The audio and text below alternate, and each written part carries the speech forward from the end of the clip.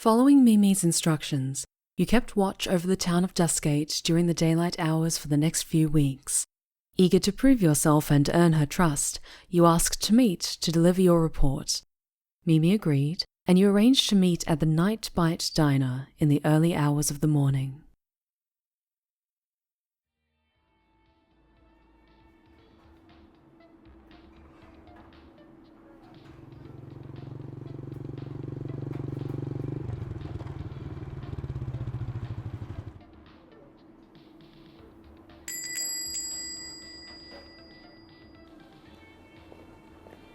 Well, good evening, kitten. You're looking well. Been settling into your new home all right? Glad to hear it.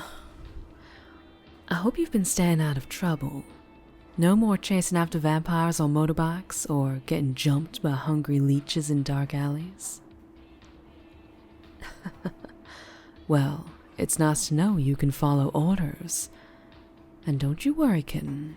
We're the only two in this whole diner, except for the cook and the waitress, of course, so we can speak comfortably about more spooky topics of conversation.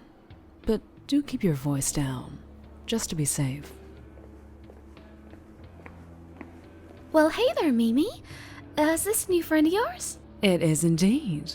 They've only just arrived in town and they're already making friends. That's wonderful. What's your name?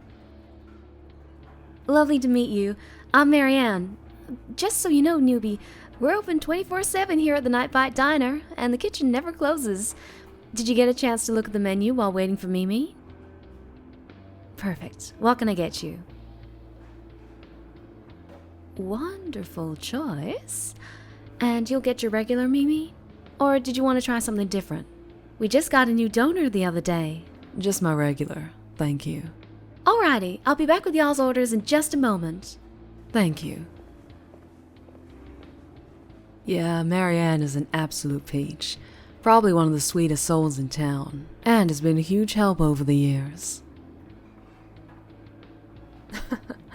Of course she works for me.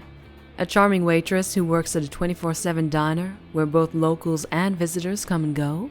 She's perfect for keeping a lookout for any interesting souls passing through town.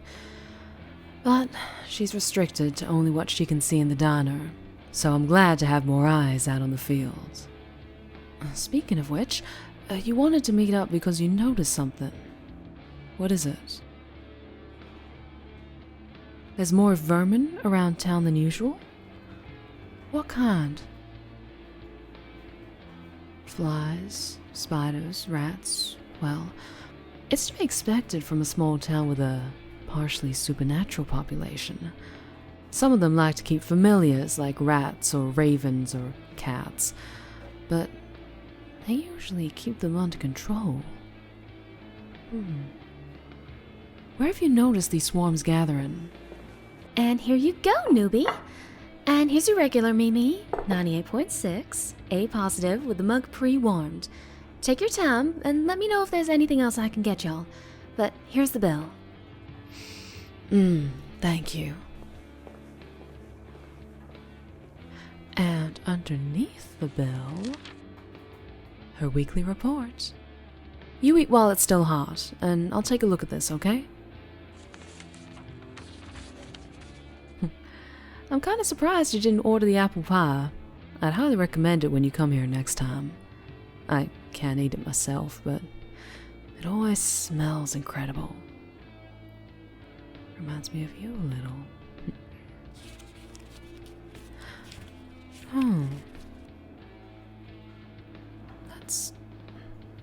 That's odd.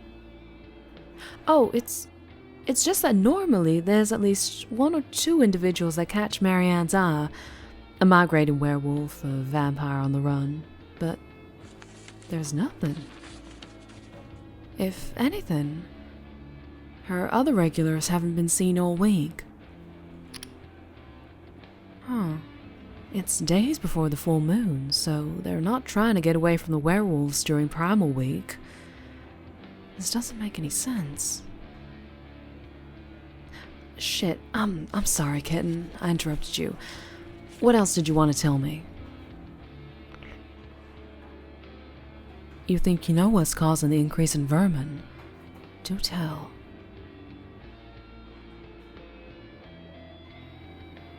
Three butcher shops are letting their meat go bad? They're not selling it to customers, are they? They're leaving it to rot in the dumpsters. Then that would attract the flies. And then there'd be more spiders and so on and so forth. It would certainly explain the increase in vermin. You know what? Jasper doesn't leave his ranch often, but when he comes back from town, he's mentioned this rotting smell. Do you have the locations where this is happening? You made a list. Good work, kitten. Yeah, Jasper's fine, and being his regular, goofy self, but we'll increase security on the ranch, and I'll ask him to go back on night patrols.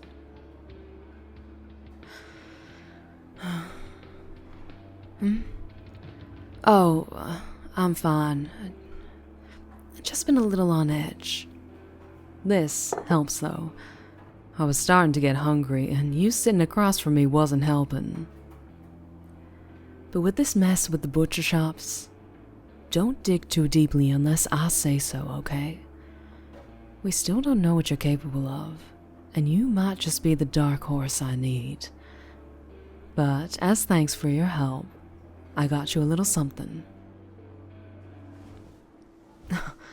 Don't laugh, I need to put gloves on in order to handle it, and it's been slowly burning a hole in my jacket.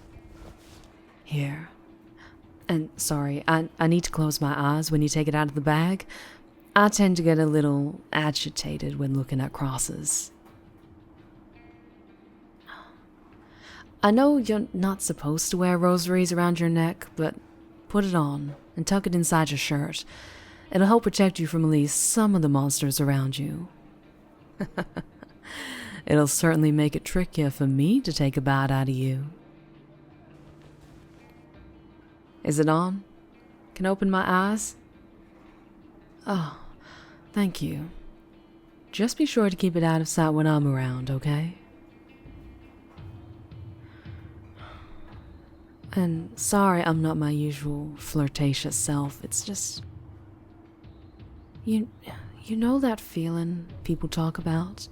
When old ladies say their knee is acting up when a storm is coming? Or a parent will get a gut feeling when their child is in danger, even 1,000,000 miles away? Well, I've been feeling something like that. I've just had this dread that I can't shake no matter how hard I try. Bouts of melancholy are typical for my kind, but this... It's deeper. It's a part of me that's resonating with something I don't quite fully understand. And I'm afraid of what will happen if I do. Am I okay? No. No, I don't think I am.